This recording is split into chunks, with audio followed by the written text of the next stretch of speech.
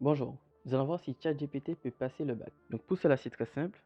Nous allons récupérer le sujet de sciences physiques de cette année. Donc voilà, on va sur Vector Bac et on récupère le sujet dans son intégralité. Donc nous allons commencer par l'exercice 1 pour lui donner un élément à la fois. Donc je récupère les questions et l'énoncé de cet exercice 1. Donc je lui spécifie que je suis un lycéen et que je voudrais bien avoir la correction pour cet exercice. Donc voilà, je lui pose la question. Et ensuite, je lui colle l'énoncé directement après.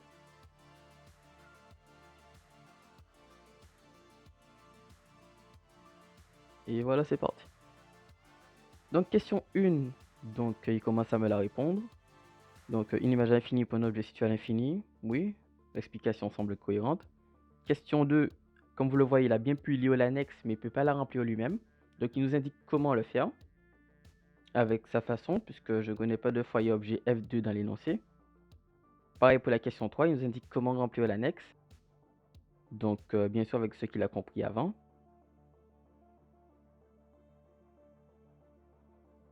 Donc pour la question 4, c'est pas mal, c'est exactement ce que je trouve. 336 cm.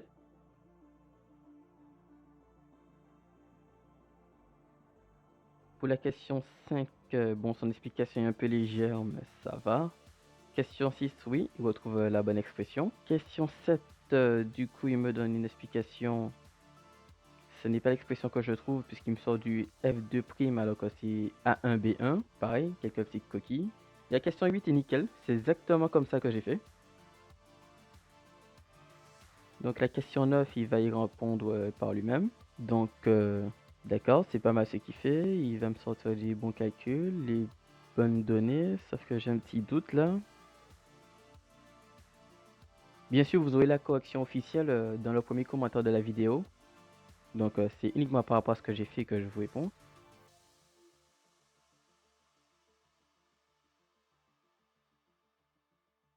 Donc là, il semble avoir calé en route pour la question 10. Donc, je vais lui demander est-ce qu'il peut reprendre la correction depuis la question 9, puisque j'avais un doute par rapport à ce qu'il a fait.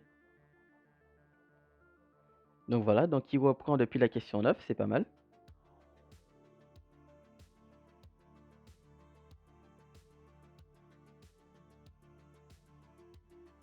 Et il me change son explication. Il y répond toujours, en reprenant toujours des données de l'énoncé. Mais il a changé son explication, si vous avez remarqué. Donc, il trouve un angle d'accord, de 10 puissance 41 fois 10 puissance... Donc, il trouve 1,41 fois 10 puissance moins 2 radians. Ce n'est pas du tout ce que je trouve. Moi, je trouvais 1,05 fois 10 puissance moins 3 radians. Donc, pour la question 9, je suis pas du tout d'accord avec ce qu'il m'a trouvé. Pour la question 10, du coup, voyons voir dans mes notes. Donc, il me sort des bonnes explications, je trouve. Pour la question 10, je trouve qu'il me formule assez bien la réponse en me structurant bien comme il faut les données qu'il a récoltées, les formules qu'il utilise et qui est impacté par ces données. Donc, l'explication est assez propre, je trouve, pour la question 10.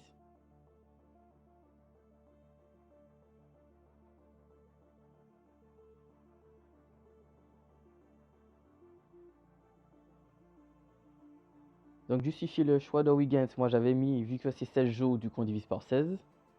Il me met plus ou moins la même chose, du coup la trajectoire est en 16 parties, donc on divise en 16. Donc ouais, on retombe sur la même chose. Donc on va donner l'expression vectorielle. Ah, il a calé en route. Hop, on lui redemande de faire un petit effort encore. Peux-tu me donner la suite?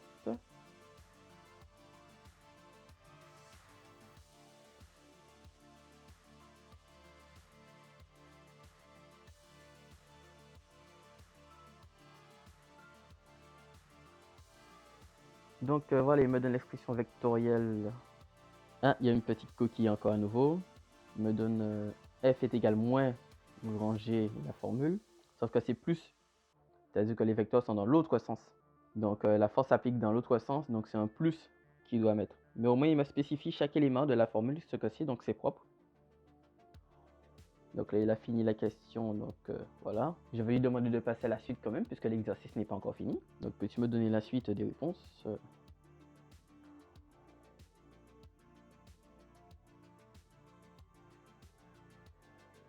Mais bien sûr, donc question 13.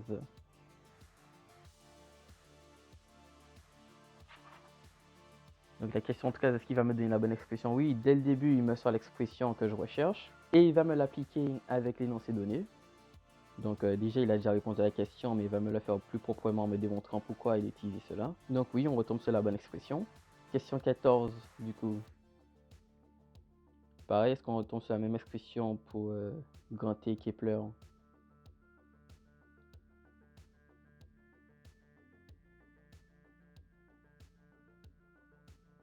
Je suis pas sûr de ce qu'il me trouve là actuellement.